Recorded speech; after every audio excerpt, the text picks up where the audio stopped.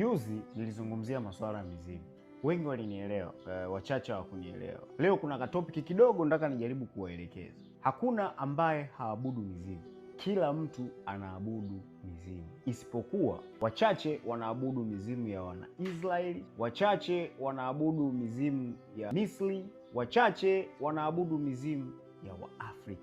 Mimi naabudu mizimu ya asili ya mababu zangu, naabudu mizimu ya asili ya mabibi zangu, naabudu mizimu ya asili ya mashangazi zangu, naabudu mizimu ya asili ya mababa zangu. Kwa nini?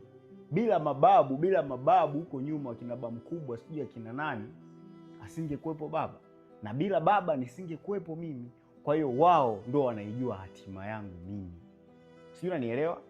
Hata wewe pia ukiikumbuka asili yako kwenda kuabudu mizimu ya mababu zako, mabibi zako, mashangazi zako, una uwezo wa kufanikiwa kwa chochote kile ambacho unakifikiria.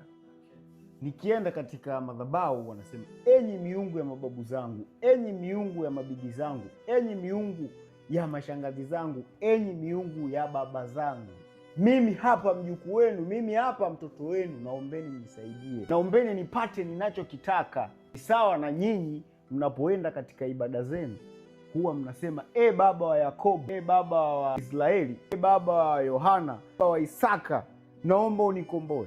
Ingawa unapata majibu, lakini uko kuchelewa. Wewe unaabudu mizimu ya Wanaisraeli, mimi naabudu mizimu ya asili ya mababu zangu.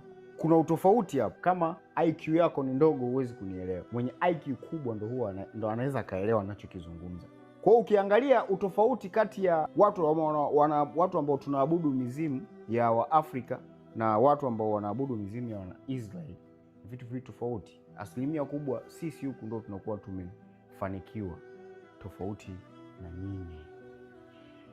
Nyinyi hamwezi kusonga kwa sababu hamuabudu hatima yenu. Hatima yenu haipo mikononi mwa Wanaisraeli, hatima yenu haipo mikononi mwa Wanamisri, hatima yenu ipo mikononi mwa mababu zenu. Nyinyi ipo mikononi mwa asili yenu. Wewe umezaliwa na baba yako ana asili yake, inatakiwa wewe uifuate asili ya baba yako. Kama baba yako ameshindwa kukuambia mtafute babu yoyote mwenye asili kama ya baba yako akuonyeshe hatima yako, wewe utapata chochote kwenye ulimwengu ukienda tu kupiga magoti ukasema mizimu ya mababu zangu, ukiacha ile ya kwenda baba wa Isaka, baba wa Yakobo, utapata unachokitaka. Hakuna kijana atakayekuja kutokea kwenye ulimwengu mwenye anaweza akawaambia ukweli kama mimi. Mimi nawaambia ukweli. Itafute hatima yako. Hata miaka ya nyuma Wajerumani walipokuja kututawala, mali zetu sisi wa Afrika zilihifadhiwa chini kwa mila na tamaduni za Waafrika. Hao ni Wajerumani. Sasa kama Wajerumani walikuja Afrika, mali zetu sisi walizificha kwa tamaduni za mila ya Kiafrika.